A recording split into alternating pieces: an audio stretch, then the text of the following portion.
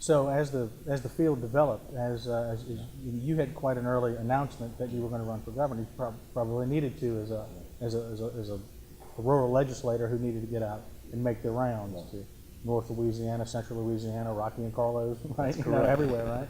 So and the Republican field began to develop with Angell and Vitter and Darden.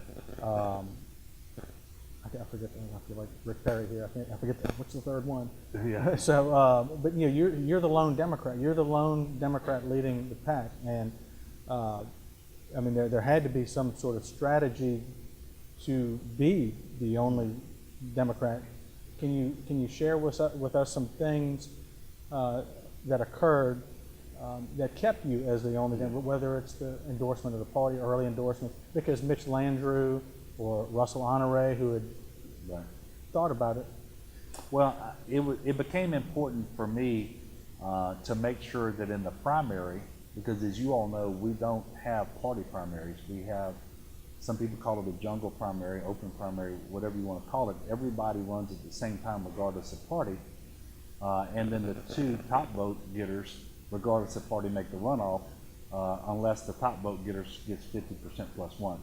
It was very important for me to be the only Democrat because I wanted to lead the field in the primary, and I wanted to have enough separation between myself and my runoff opponent, who was going to be a Republican, so that the conventional wisdom that the Democrat couldn't beat the Republican would not hold up.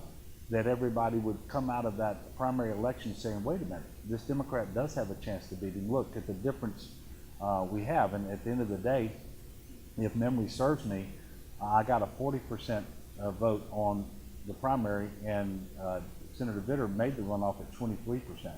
That spread was enough to convince people that I could win. And especially as nasty as it got between the Republicans in the race, I didn't believe that they would all flock to him, and they didn't. But in order for me to have that separation, it was very important that other prominent Democrats not run. And you can't just dictate that they not run. You have to go out and you have to work and set the conditions so that they choose not to run. Mm-hmm. That's why I announced as early as I did. I asked for the AFL-CIO endorsement early, I got it. I asked for the state party endorsement early, I got it. I asked for the key parish Democratic Executive Committee endorsements early, and I got those as well. And then once I was able, and by the way, most Democrats in Louisiana, because Mary Landrieu had lost the previous fall, they regarded the race as probably not winnable anyway.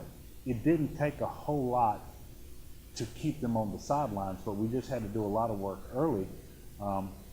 And we worked extremely hard going all over the state of Louisiana. There were times I went to have a lunch in Shreveport, and the only event was in Shreveport that day was a lunch where I talked to a dozen people. But it was, that's how hard we worked.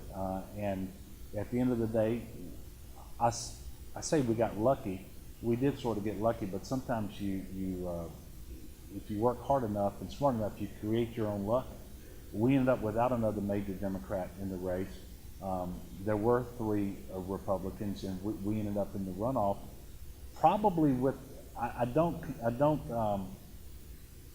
ever say that I wouldn't have won had Jay or Scott gotten into the runoff. But I believe that the easiest path to victory was with Senator Vitter.